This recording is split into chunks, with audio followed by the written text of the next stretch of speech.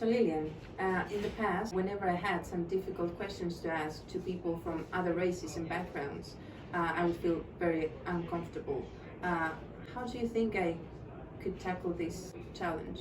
So how I feel you should tackle the issue is that, number one, no matter who the person is, whether you know them or not, I think be confident to ask the question, because I've been asked difficult questions. For example, in Templeton and Partners, I've had colleagues that weren't of the same background as me that will ask me, let's say, what's the difference between, wigs and extensions, for example. And people have felt uncomfortable about that. But what people don't realize is, when you ask the difficult questions, there's a level of appreciation of feeling comfortable to ask that, because that is a difficult question, and that maybe the other person may be uncomfortable, but you've challenged yourself to challenge the individual to that conversation. Why do you wear wigs, for example? You will call that uncomfortable. I think there's nothing uncomfortable about that question, and a lot of us don't.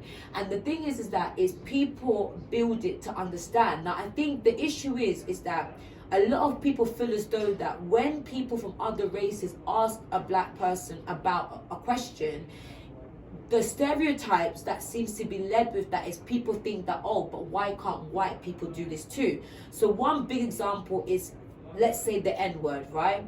I use that because that's one that seems to be a common thing that comes up. But when you look at it, some people will ask, why can't I say the N-word? The N-word's in the music, the N-word's in here, the N-word's in there. And yes, as a black person, I will say, yes, we do hear the N-word quite a lot in music.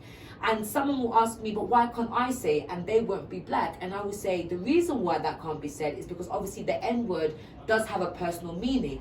Now, it doesn't mean that it makes it okay for within our own community to say it, where that it makes it difficult for someone that may love the genre of rap or hip hop or any genre where they hear their favorite artist using the N-word. It's unfair to them because they love the song, they enjoy the song. It can have a deteriorating effect because it comes as though you're coming from an agenda. But I think if you have a difficult question to ask, don't be afraid to ask it, but be willing to challenge someone like myself, to challenge my narrative, to challenge my perspective, to challenge the way I see things, because having that question being asked, it can also change and take away the stereotypes that black people do have of other races. And I think that's something that doesn't get spoken about quite a lot, about the stereotypes that we see, that we have about other races. For example, just to kind of elaborate a little bit, is we have stereotypes where we feel as though white people want to say the N-word. And let's be honest, there are some individuals, but they are a small number.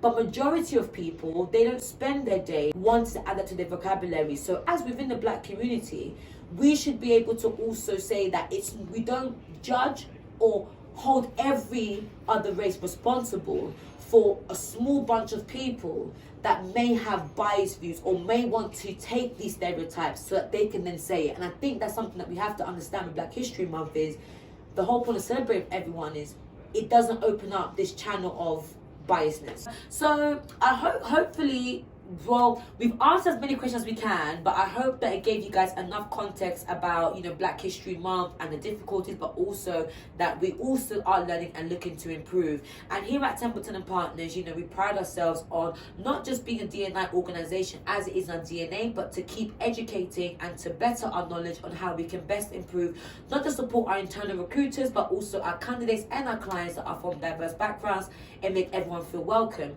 So for me, I would say definitely check out all our content online. There's definitely amazing information around Black History Month. But to everyone out there, if you guys have any question that you feel like you want us to answer or get insights on, please feel free to reach out, and we're more than happy to take a look. Thank you, Lillian, for answering all these questions for us, and thank you for your attention. We'll see you soon. Bye.